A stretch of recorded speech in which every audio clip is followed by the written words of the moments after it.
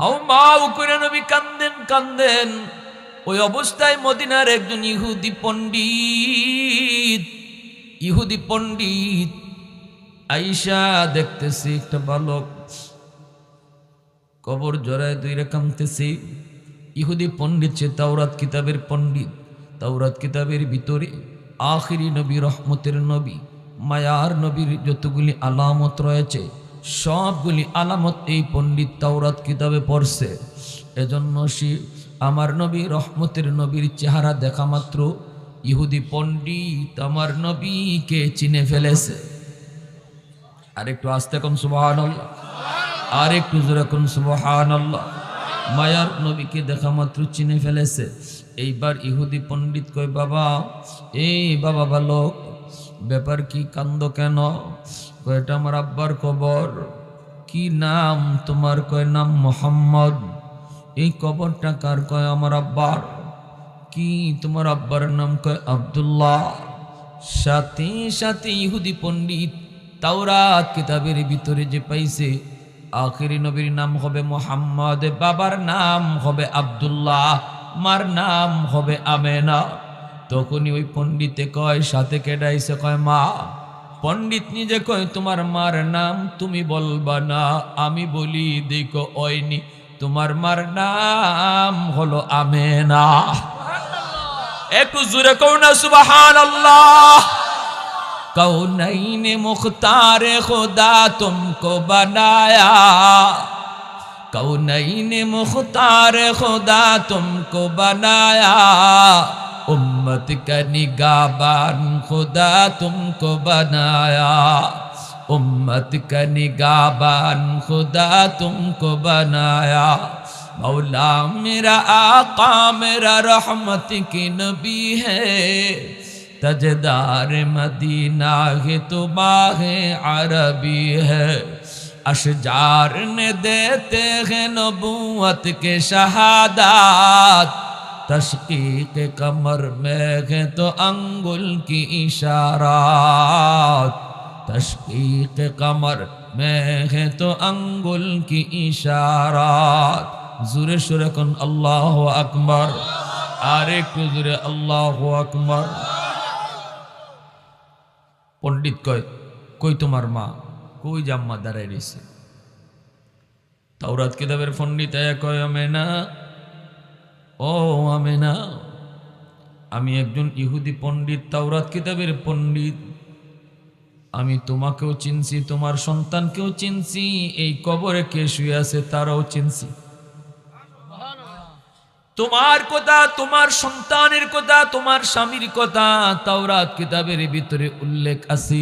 শুধুমাত্র উল্লেখ আছে তা না, তিনি যে আখিরি নবী হবেন, শিশুকালে তার বয়সটা, তার চেহারাটা কেমন হবে, একটু বাল্যকালে তার চেহারা কেমন হবে, যৌবনে তার চেহারা কেমন হবে, তার নাক মুবারক কেমন হবে, তার ঠোঁট মুবারক কেমন হবে, তার চুলগুলি কেমন হবে, সব বিবরণ আমি তাওরাত কিতাবে পেয়েছি।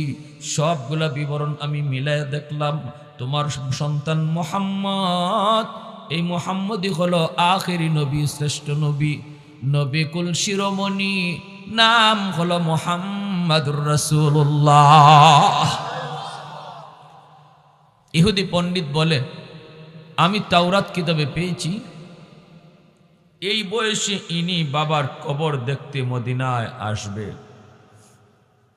আমি সেই আশার অপেক্ষায় ছিলাম। আল্লাহু আকবার, সুবহানাল্লাহি ওয়া বিহামদিহি, সুবহানাল্লাহিল আযীম। এজন্য আল্লাহ বলেছে, ইয়ারিফুনাহু কামা ইয়ারিফুনা আবনাআহুম। ইহুদিরা আমার আপনার নবীরে এমনভাবে চিনত যেভাবে বাবা তার সন্তানকে চিনতে ভুল করে না, এইভাবে ইহুদিরা আমার নবীকে চিনতে ভুল করত না। এরপরও মানত না। কেন লাগি মানত না? খালি মাত্র গোষ্ঠীর ভিন্নতা। নবী এক গোষ্ঠীতে গাইছেন, যে গোষ্ঠীটা হলো ইসমাইলি বংশ, আর এরা হইল ইসরাইলি বংশ। শুধু গোষ্ঠীর ভিন্নতার কারণে আমার নবীকে জিত কইরা তারা মানত না। আর নতুবা নবী যে শেষ নবী, এটা আল্লাহ বলেন, বাপে যেভাবে সন্তান চিনতে ভুল করে না, এইভাবেও আমার নবী যে নবী, এই কথাটা চিনতে এরা ভুল করতো না। সুবহানাল্লাহ। আমামেনা তাওরাত কিতাবের ভিতরে পেয়েছি মুহাম্মাদুর রাসূলুল্লাহ যখন তিনি বাবার কবর দেখতে মদিনায় আসবেন, তখন মদিনার ইহুদিরা হন্যে হয়ে তারে খুঁজবে, তারে হত্যা করার জন্য, তারে ধরার জন্য। এই বয়সে তিনি মদিনায় আসবেন বাবার কবর দেখতে। আমি যেমন জানি, ইহুদি আরো পণ্ডিতও জানে। এরা কিন্তু বের হয়েছে, তালাশ করতেছে কোথায় আব্দুল্লাহর কবর আর কোথায় মুহাম্মদ আসছেন। এরা কিন্তু তালাশে বের হয়েছে। অতএব আমি তোমাকে বলতেছি গো মা, এই মুহূর্তে আর দেরি করো না, তাড়াতাড়ি তোমার সন্তান মুহাম্মদকে লইয়া তুমি মক্কায় চলে যাও। আল্লাহ নবীর মা ডাক দিয়া বলে, তুমিও তো একজন ইহুদি, তুমিও তো ক্ষতি করতে পারো। কিন্তু ওই ইহুদি পণ্ডিত কয়, মা মেনা শোনো, আমিও একজন ইহুদি, আমিও এতদিন পর্যন্ত মুহাম্মদকে খারাপই জানতাম,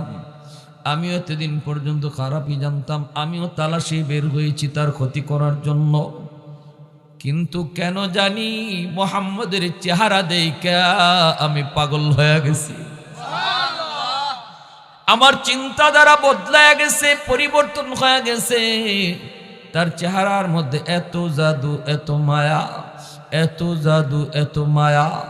আমি তো তার প্রেমে পড়ে গেছি, আমি তার মায়ার জালে আবদ্ধ হয়ে পড়েছি। এজন্য আমি তার ভালোর জন্য বলতেছি, তোমরা মদিনা ছেড়ে মক্কায় চলে যাও। আমার আপনার নবীর চেহারা দেখা মাত্রই এমন কোনো পাষাণ দিল্লির মানুষ ছিল না যে নবীর চেহারা দেখা সাথে সাথে দিল নরম হইত না। নবীজির দুধ মা হালিমা সাদিয়া বান্ধবীদেরকে লিয়া মক্কায় আসছেন বাচ্চা নেওয়ার জন্য টাকার বিনিময়ে। এখন ওনার উটটা ছিল দুর্বল, এই কারণে সবার ফিসে ফিসে আসছেন। বান্ধবীরা আগেই মক্কায় ঢুকছে, ঘরে ঘরে যাইয়া টাকার বিনিময়ে বাচ্চা নিয়ে যাইতেছে। এরা কয়েক বছর দুধ খাওয়াবে, এরপরে আবার বাচ্চা ফেরত দিয়া যাবে, বাকি যে কবছর দুধ খাওয়াবে এই দুধের টাকা নিবে। এইভাবে সব মহিলারাই মক্কায় ঢুকিয়া, এরকম তৎকালীন সময় নিয়ম ছিল, শিশু বাচ্চা তারা গ্রামে নিয়ে যাইত। তো আল্লাহর নবীর কাছে যত মহিলাই আসলো, আইসে যেই মাত্র শুনে নবীর বাবা নাই, এতিম, তখনই মহিলারা চইলা যায়। আর কি কয় শুনবেন, কয় বাবা নাই এতিম, টাকা দিব কেডায়, পয়সা দিব কেডা, অতএব এখানে টাকা পয়সা বেশি মিলবে না, এতিম বাচ্চা নেওয়ার দরকার নেই, চইলা গেল। কিন্তু নবীর দুধমা হালিমা সাদিয়া রাদিয়াল্লাহু তাআলা আনহা ইনি আইসে ঢুকলেন। ইনি আইয়ে ঢুকে যখন কইছেন বাচ্চা আসেনি, নবীর আম্মা ভিতর থেকে আওয়াজ দিয়ে কয় আছে তো, কিন্তু আমার সন্তানের তো বাবা নাই, এতিম, এজন্য কেউ নেয় না, তুমি কি নিবা? হালিমা সাদিয়া বলে, মা দরজা খোলো, আগে তোমার সন্তানের চেহারা দেখাও। হালিমা সাদিয়া রাদিয়াল্লাহু তাআলা আনহা যখন তিনি দরজা খুলতে বললেন, নবীজির মা আমেনা তখন দরজা খুললেন। দরজা খোলা মাত্রই হালিমা সাদিয়া তিনি ভিতরে ঢুকলেন। ভিতরে ঢুকে দেখেন আমার নবী, মায়ার নবী শুয়ে রইছেন। নবীজির চেহারা মোবারক দেখা মাত্রই হালিমা সাদিয়া আল্লাহু আকবার কইয়া চিৎকার করে উঠছেন আর বলতেছেন, গো আমেনা, আমি হালিমা জীবনে কত শিশু দেখলাম, কিন্তু খোদার কসম তোমার মানিকের মতো এত সুন্দর আমি কাউকে দেখি নাই। পয়সা আমার লাগবে না, বিনিময় লাগবে না। তার চেহারায় কয় সে অনেক বরকতি মানুষ, তার চেহারায় কই তার মাঝে অনেক বরকত, অনেক রহমত। আমার পয়সার প্রয়োজন নাই, আমি তারে নিব, আমি তার মতে এত সুন্দর দেখি নাই। তখনই নবীর মা আমেনা বলতেছে, হালিমা তুমি কেমনে আমার মানিকের মতো দেখবা? তুমি তো থাকো গ্রামে, আমি তো থাকি শহরে। শহরে কত দেশের মানুষ আসে, মক্কা নগরীতে সব দেশের শিশু আমি আমেনা দেখেছি, কিন্তু খোদার কসম আমার মানিকের মতো আমি কোনো সন্তান কোনো দেশের দেখি নাই। এইবার আল্লাহ পাক কয়, জিব্রাইল, আমার বন্ধুর সুন্দরীর প্রশংসা চলছে, এইবার তুমি জিব্রাইল একটু কও আমার বন্ধু কেমন সুন্দর। সুবহানাল্লাহ কইবেন না? জিব্রাইল আমিন কইনো, আল্লাহ পৃথিবীর উত্তর থেকে দক্ষিণ, পূর্ব থেকে পশ্চিম, তামাম দুনিয়া আমি জিব্রাইল সফর করেছি, এমন কোন জায়গা নাই যে জায়গায় আমি জিব্রাইল যাই নাই। কিন্তু খোদার কসম মালিক, তোমার বন্ধুর মতো এত সুন্দর আরেকজন আমি জিব্রাইলের নজরে পড়ে নাই। এইবার আল্লাহ পাক বলতেছে, শুনেন, একটু মন দিয়ে শুনেন, দিলটা একটু খাড়া রাখেন, একটু সজাগ রাখেন। আল্লাহ কি কয় এবার শুনেন, আমার আপনার নবীর সুন্দরের কথা আল্লাহ কি কয়। এবার আল্লাহ কয়, রে জিব্রাইল তুমি কেমনে দেখবা, হালিমা কেমনে দেখবো, আমেনাও কেমনে দেখবো, আমার বন্ধুর মতো আরেকজন দেখবা তোমরা কেমনে? আমি আল্লাহ বানাইলে তো তোমরা দেখবা, আমি তো বানানে ওয়ালা, আমি তো ওয়ান পিস একজনই বানাইছি আমার বন্ধু, আমার বন্ধুর মতো দ্বিতীয় আরেকজন পৃথিবীতে বানাই নাই, বানাবো না। সুবহানাল্লাহ। এজন্য আমার বাইরা বন্ধুরা, দ্বীনের নবী, মায়ার নবী, রহমতের নবীর চেহারা দেখা ইহুদি নবীদের প্রতি মায়ায় পড়ে গেল। আল্লাহর নবীকে বইলা পাঠাই দিল, আমেনা নবীকে নিয়ে আসতেছেন। কিন্তু আবওয়া নামক জায়গায় আসা মাত্রই নবীজির মা আমেনা অসুস্থ হয়ে পড়লেন।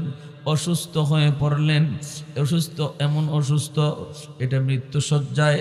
সাথে সাথে তিনি বলতেছেন, ও উম্মে আইমন, উম্মে আইমন, আমার মোহাম্মদ কই? নবীজি মাকে জড়ায় ধরে বলতেছেন, গো মা তোমার কি হয়েছে? মা তখন চোখের পানি ছেড়ে কই, বাবা জানি না, বাবা দেখতে আইয়া মা কেউ বুঝি তুমি হারাইতেছো, বাবা দেখতে আইয়া মাকেও বুঝি তুমি হারাইবা।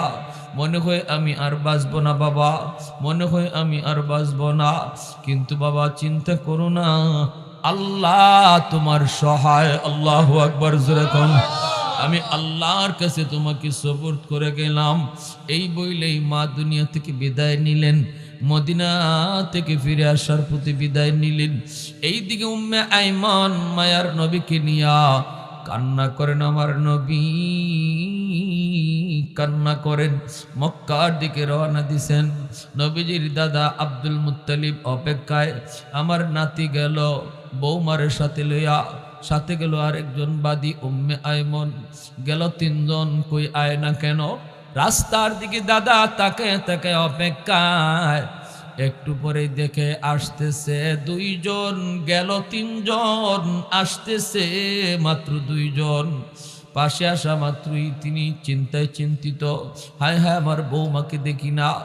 আল্লাহর নবী কান্না শুরু করে দিলেন। দাদাকে দেখা মাত্র নবীজির কান্নার ঢেউ উঠে গেল।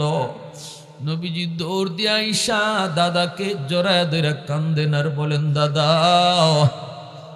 বাবার কবর দেখতে যাইয়া মাকেও আমি হারাইছি। এজন্য আমার নবী, মায়ার নবী, তিনি ওই যুবককে বুঝাইতেছেন, যুবক, এক নম্বরে বাবার কথা যখনই ইয়াদ হয় তখনই তুমি এই দোয়াটা কইরো, যেই দোয়াটা আল্লাহ কোরআনে শিখাইছেন। আমাদের সমাজে কিছু যুবক বাবার মার কবর দেখলে পরে দোয়া পড়ে, আবার কিছু সন্তান বাপ মার কবর দেখেও দোয়া পড়ে না, গান গায়া বন্ধুদের সাথে কবরের পাশ দিয়ে চইলা যায়। আমার সন্তান আমার কবরের পাশে দোয়া পড়বে নাকি গান গাবে, এই সিদ্ধান্ত নিবে মা বাবা, ঠিক না? শিশুকালে যদি তারে দিন শিখায়, শিশুকালে যদি তারে কোরআন শিখায়, শিশুকালে যদি তারে মাদ্রাসায় পড়ায়, শিশুকালেই যদি আল্লাহর পরিচয় শিখায়, শিশুকালেই যদি নবীর মহব্বত কলিজায় ঢুকায়, তাহলে এই ছেলে বড় হওয়ার পর বাপ মার কবরের পাশ দিয়া কোনদিন গান গায়া যাবে না। কবরের পাশে যাওয়া মাত্রই দোয়া পড়বে এবং কোরআন তেলাওয়াত করবে, ঠিক কিনা? ইয়াসিন ওয়াল কুরআনিল হাকিম ইন্নাকা লামিনাল মুরসালিন আলা সিরাতিম মুস্তাকিম। সূরা ইয়াসিন পড়া যখনই সন্তান বাপ মার কবরের পাশে দাঁড়ায়, সাথে সাথে আল্লাহর নবী বলেন, আল্লাহ পাক কবরের আযাব সাথে সাথে আল্লাহ মাফ করে দেয়। ইমাম সাহেব বললে আল্লাহ আযাব মাফ করে, এই হাদিস না, সন্তান যদি বাপমার কবরের পাশে সূরা ইয়াসিন পড়ে তাহলে নবী বলছেন বাপমার কবরের আযাব আল্লাহ মাফ করে দেয়। তাহলে সন্তানকে তো সূরা ইয়াসিন শিখাইতে হবে বাপমার, ঠিক কি না? তাহলে আমার সন্তান আমার কবরের পাশে ইয়াসিন পড়বে না সারেগামা বাজাবে, এই সিদ্ধান্ত বাপমার।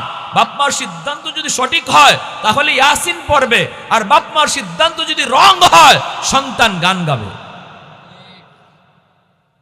এজন্যই কিয়ামতের মাঠে সন্তান মা বাবাকে আল্লাহর আদালতে আসামি বানাবে। রব্বানা আতিহিম দিফাইনি মিনাল আযাব ওয়ালআনহুম লা'নান কাবীরা। সন্তান কইবে আল্লাহ আমার মারে ডাকো, আমার বাবারে ডাকো, কেন তারা আমারে সারেগামা শিখাইছে, কেন তারা আমারে আগডুম বাগডুম শিখাইছে, কেন তারা আমারে এমন প্রতিষ্ঠানে ভর্তি করছে যেখানে ব্যাঙ্গের ভাল শিখায়, ঠিক না? ব্যাঙ্গের ভাল শিখায়। আমারে এমন জায়গায় ভর্তি করে নাই যেখানে আল্লাহ রসুলকে চিনা যায়, তোমাকে চিনা যায়, আখেরাত জানা যায়। আল্লাহ এমন কোন প্রতিষ্ঠানে আমার বাপ মা আমারে ফরাইছে না, আমারে দিছে না। আমারে শিশুকাল থেকে এমন জায়গায় ফরাইছে যেখানে আল্লাহও নাই, রসুলও নাই, আখেরাতও নাই, কবরও নাই। এজন্য আমার মারে ডাকো, আমার বাবারে ডাকো। এই বাপ মার ঘাড়ে ভাড়া দিয়ে আমি জাহান্নামে যাব, আর আমি জাহান্নামে যেই শাস্তি পাবো এর ডাবল শাস্তি আমার বাপ মারে দিও। কিয়ামতের মাঠে এই সন্তান আল্লাহর আদালতে বাদী হবে, বাপমার বিরুদ্ধে মামলা দিবে।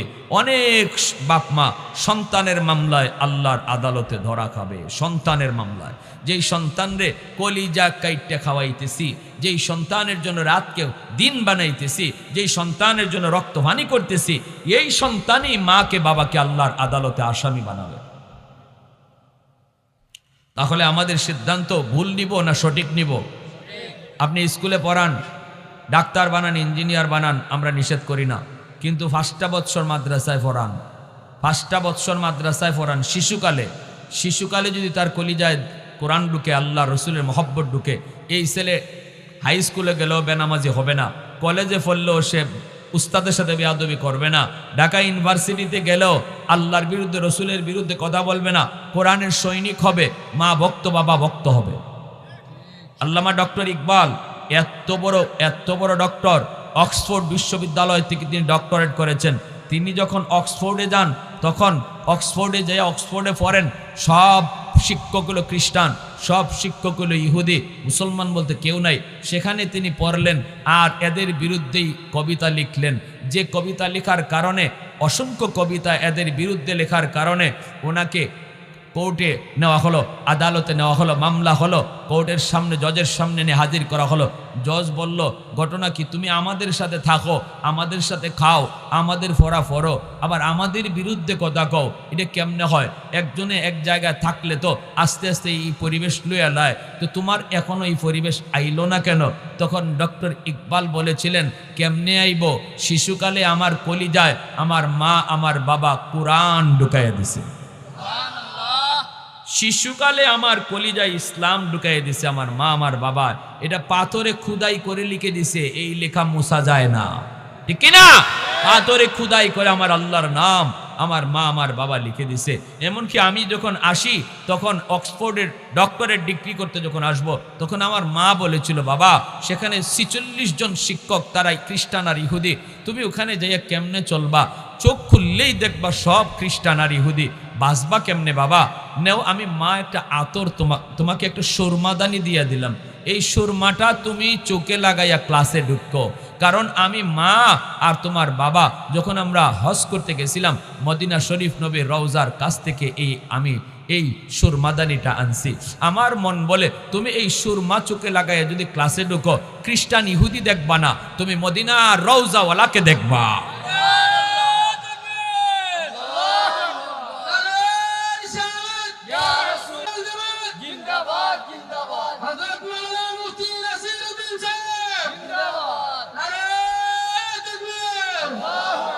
এজন্য বলি বাবা, ভুল কইরো না যুবক, ভুল কইরো না, নাইলে ঐশীর মতো অবস্থা হইব।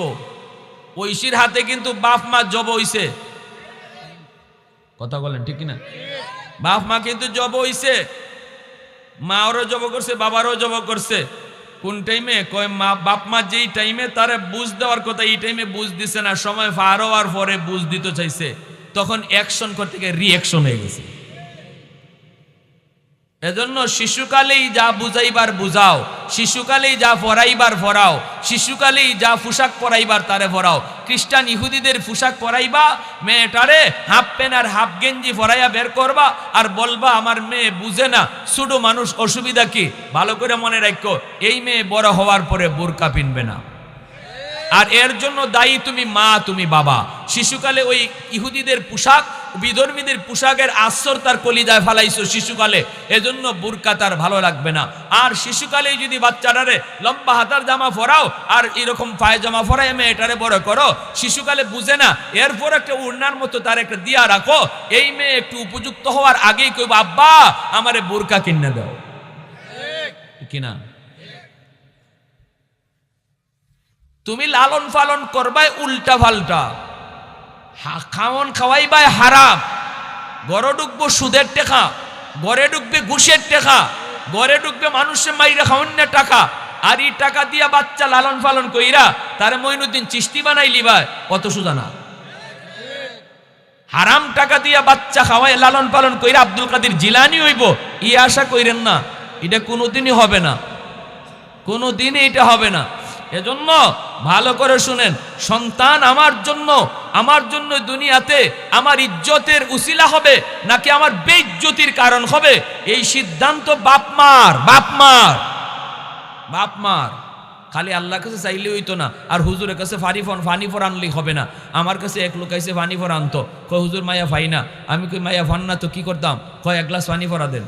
আমি কইলাম আমি তো দেখছি ছোটবেলা কি কাপড় ফরায় ফরায় বড় করছেন, এখন তো ফাইতেনই না। কয় ছোটো আসিল না হুজুর, বুঝছে না এজন্য ফরাইছি। আমি কই বুঝছে না, আল্লাহ নবী কয় শিশুরা বুঝে না এই কথা, যেই বাফে কয় এই বাফে বুঝে না। অতএব বাচ্চার লাগে যদি দেওয়ান লাগে আমার এক গ্লাস পানি, তুমি বাফের দেওয়ান লাগবো এই এক কলস পানি ভরা, ঠিক কিনা জোরে বলেন? হ্যাঁ, এজন্য আমার ভাইরা তাম পৃথিবী জুড়ে যেই পরিমাণ গুনাহ হয়, আল্লাহ পাক রব্বুল আলামিন কয় বহু আগে জমিন ধ্বংস হয়ে যেত, বহু আগে জমিন ধ্বংস হয়ে যেত। আলা কুল্লি ইয়াউমিন ওয়াল আরদু ইস্তাজিলু রাব্বাহু ওয়াল মালাইকাতু ইস্তাজিলু রাব্বাহু ওয়াল বাহরা ইস্তাজিলু রাব্বাহু। আল্লাহ পাক রব্বুল আলামিন বলেন প্রতিদিন জমিন আমি আল্লাহর কাছে আবদার করে, মালিক এই জমিনে যেই পরিমাণ গুনাহ হয়, যেই পরিমাণ অত্যাচার হয়, যেই পরিমাণ অন্যায় কাজ হয়, আমি জমিন আর সইতে পারি না। আসবিরু ইলা মাতা আসবিরু, আর কত আমি এই গুনাহ দেখব, কত আমি বেনামাজির পায়ের বোঝা নিব। আল্লাহ অনুমতি দাও, আবতালিউ ইবনা আদম ফি কারি, এই নাফরমানগুলিকে আমি গিলে ফেলি। আল্লাহ পাক রব্বুল আলামিন কইরে জমিন থাম, এ জমিন থাম, আমি আল্লাহ দেখতেছি আমার আর আমার বান্দা বান্দির মাঝখানে তোমরা কেউ নাক গলাবা না। এ জমিন ভালো করে শুন, আমি আল্লাহ দেখতেছি এই জমিনে কেমন গুনাহ হয়, কেমন অত্যাচার হয়, কেমন জুলুম হয়, কেমন নাফরমানি হয়। এরপরও আমি কেন ধরি না জানুনি? কারণ আমি আল্লাহ এই মানুষ জাতিকে বড় আদর করে বানাইছি। আসমান আল্লাহ বানাইছেন কুন ফায়াকুন বইলা, জমিন আল্লাহ বানাইছেন কুন ফায়াকুন বইলা, ফেরেশতাও আল্লাহ বানাইছেন কুন ফায়াকুন বইলা। কিন্তু আমারে আপনারে আল্লাহ পাক কুন ফায়াকুন বইলা বানায় নাই। আমারে আপনারে যখন আল্লাহ বানাইছে, আল্লাহ বলে খালাকতু বিয়াদাইয়া, আমি আমার বান্দা বান্দিকে আমার নিজের হাত দিয়া বানাইছি।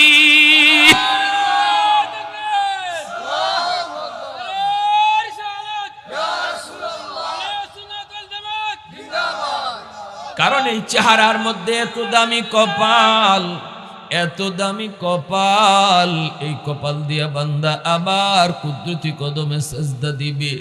এই কপালটার এত দাম, এত দাম। এই কপাল ফেরেশতাদের হাতে বানাইলে হয় না, এই কপাল কোন বলল হয় না। এই কপাল আমি আল্লাহ আমার নিজের হাত লাগাইয়া বানাইছি। এ যুবক, তোমার সেজদার কারণে আল্লাহ জমিন টিকায় রাখছে, তোমার ওই কপালের সেজদার কারণে আল্লাহ আসমান টিকায় রাখছে। আজকে এই কপালটা তোমার সেজদায় লাগে না, এই কপালটা দিয়ে তুমি মালিক রে সেজদা দেও না, যেই কপালটা আল্লাহ নিজের হাত দিয়া বানাইছি। আল্লাহ পাকের কুদরতি কলিজায় তখন ব্যথা লাগে। আল্লাহ পাক কই রে বান্দা, এত আদর করে তোরে বানাইলাম, ফেরেশতাও আমি আল্লাহ এত আদর করে বানাইছি না। ফেরেশতা বানাইতো আল্লাহ হাত লাগায় নাই, এমনকি আল্লাহর আরশ বানাইতে আল্লাহ হাত লাগায় নাই, জান্নাত বানাইতো আল্লাহ নিজের হাত লাগায় নাই, আমারে তোমারে বানাইতে আল্লাহ তার নিজের হাত লাগাইছে। এরপরও তুমি যখন আল্লাহর নাফরমানি করো, তখন আল্লাহ পাক রব্বুল আলামিনের কুদরতি কলিজায় বড় ব্যথা লাগে। আল্লাহ তখন ডাক দিয়া কইয়া, আইয়ুহাল ইনসান মা গাররাকা বিরাব্বিকাল কারীম, এ বান্দা তোরে কে এইভাবে আমি আল্লাহ থেকে ভুলায় দিল, আমি করিম রবের থেকে তোরে কে ভুলায় দিল, কে তোরে এইভাবে দূরে সরায় দিল? আমি না তোরে শিশুকাল থেকে লালন পালন করছি, মার পেটে তোরে খাওয়াইছি, মার পেট থেকে তুই বের হয়ে আসবি কান্না করেছ, ভালোই তো ছিলাম মায়ের পেটে, আবার কই যাইতেছি, খানা কেমনে খাইমো? আসা মাত্রই আমি আল্লাহ, তুই আসার আগেই তোর মায়ের স্তনে তোর খানা রেডি রাখছি। তুই কাঁদছিলে আমি যাইয়া খানা পাইমু কই? আর আমি আল্লাহ কইছিলাম গিয়া দেখ খানা তোর লাগি রেডি। তুমি দুনিয়ায় আসার আগেই তোমার মায়ের স্তনে আমি আল্লাহ তোমার খানা রেডি রাখছি। আমি আল্লাহ জানতাম তুমি শক্ত খানা খাইতে পারবা না, তাই লিকুইড খানা মার স্তনে রাখছি। আমি আল্লাহ জানতাম তুমি ঠান্ডাও পারবা না, গরমও পারবা না, এজন্য মায়ের বুকে আমি আল্লাহ তোমার জন্য না গরম না ঠান্ডা খানার ব্যবস্থা আমি আল্লাহ করছি। কেমনে তুই আমি আল্লাহ কি ভুলে গেলি? কেমনে তুই মসজিদের পাশ দিয়া চইলা গেলি? কেমনে তুই নামাজ না পইরা বন্ধুদের সাথে দোকানে বইসা সময় কাটাইলি? কেমনে তুই কামটা করলি রে বান্দা? এত মায়া করে তোরে যেখানে বানাইলাম, এজন্য আল্লাহ পাক রব্বুল আলামিন কয়, এ জমিন ভালো করে শুন, আমার আর আমার বান্দা বান্দির মাঝখানে তোরা কেউ নাক গলাইস না। আমার বান্দা ফজরের নামাজটা পড়ছে না, সামনে জোহরের নামাজ আছে, মনে হয় জোহরে আইসা আমি আল্লাহর কাছে তওবা করে ফেলব। জোহরের নামাজও যখন নামাজ পড়ছে না, ফেরেশতারা কয় আল্লাহ এখন কি করবো? এখনো কি তারা দুপুরের খানা দিমু? এত নামাজ পড়ছে না। আল্লাহ কয় রিজিক বন্ধ করিস না, সামনে আসরের নামাজ আছে। আসরের সময় নামাজ পড়ে না, ফেরেশতারা কয় মালিক কি করবো? আল্লাহ কয় কিছু করিস না, সামনে মাগরিব আছে। মাগরিবও পড়ে না, আল্লাহ কয় সামনে এশা আছে, এশা আছে। এইভাবে আল্লাহ পাক রব্বুল আলামিন কয় আমি আল্লাহ গজবকে আটকায় রাখছি। ইন্না রহমতি সাবাকাত আলা গজবি, আমার রহমত গজবের আগে চইলা যায়। আমার ভাইরা, এজন্য আল্লাহ নবী বলছে 1 নম্বরে বাপ মার জন্য দোয়া করো, 2 নম্বরে বাপ মার জন্য দান সদকা করো, দান সদকা ওয়াল ইস্তিগফারু লাহুমা। 3 নম্বর নবী বলে বাপ মার কোনো ফাওনা দাওনা যদি থাকে, এই ফাওনা তুমি পরিশোধ করো, তাহলেই বাপ মার কবরে আল্লাহ তোমার খেদমত পৌঁছে দিবে। 4 নম্বরে মনে রাখবেন 5টা কথা এখন শেষমেশ বলতেছি। 4 নম্বর আল্লাহ নবী বলেন সিলাতুর রেহমিল্লাতি লা তুসালু ইল্লা বিহিমা, মা বাবার যারা আত্মীয় স্বজন আছে তাদের খোঁজ খবর রাখো। মা দুনিয়ায় নেই, কিন্তু মার আত্মীয়, মা রক্তের মানুষ যারা, তাদের খোঁজ খবর রাখো। মামা কেমন আছো, নানা কেমন আছো, খালা কেমন আছো, এতটুকু ফোন তুমি দেওয়া মাত্রই যেন মার কবরেই তুমি ফোন লাগাইছো। আল্লাহ নবী বলতেছেন আজকে আমরা মা মারা গেলে পরে নানি বাড়ির কথা ভুললে যাই, মামা মামি খালা খালির কথা কোনো খবর থাকে না। মার জন্য গরু জবাই করতেছি, 10টা 20টা জিয়াফত করতেছি, কিন্তু আমার নবী বলতেছে মার রক্তের মানুষের খোঁজ নিলে আল্লাহ এই খেদমত মার কবরে পৌঁছে দেয়। বাবা দুনিয়ায় নাই, কিন্তু বাবার রক্তের মানুষ আছে। বাবার রক্তের মানুষ চাচা, বাবার রক্তের মানুষ ফুফু, চাচা তো ভাই বোন, ফুফা তো ভাই বোন, এদেরকে যখনই তুমি একটু মায়া করবা, তখনই আল্লাহ পাক বাবার কবরে এই খেদমত পৌঁছে দেবে।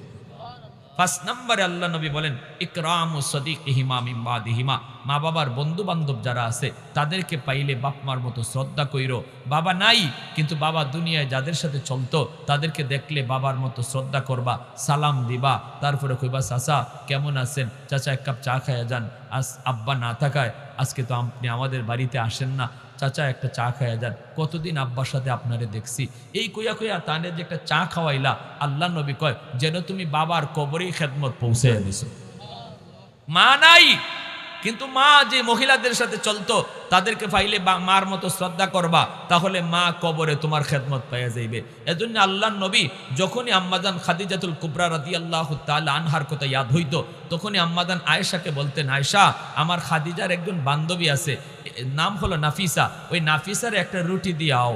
কারণ নবী বুঝাইছেন বান্ধবীর যদি একটা রুটি দিয়াও যেন কবরে আমার খাদিজারই রুটি দেওয়া হইল। বুঝে আসছে ভাই? মন গড়া চললে লাভ নাই, যা মন চায় তা করে লাভ নাই। পাঁচটা কথা নবী, 1 নম্বর দোয়া করো, 2 নম্বর মসজিদ মাদ্রাসায় বাপমার নামে দান করো, 3 নম্বর বাপমার ফাওনা দাওনা যদি থাকে তাহলে এই ফাওনাটা পরিশোধ করো, 4 নম্বরে বাপমার রক্তের মানুষের খোঁজ খবর রাখো, 5 নম্বর বাপমার বন্ধু বান্ধব অথবা বাপমার সমবয়সের মানুষকে শ্রদ্ধা করো।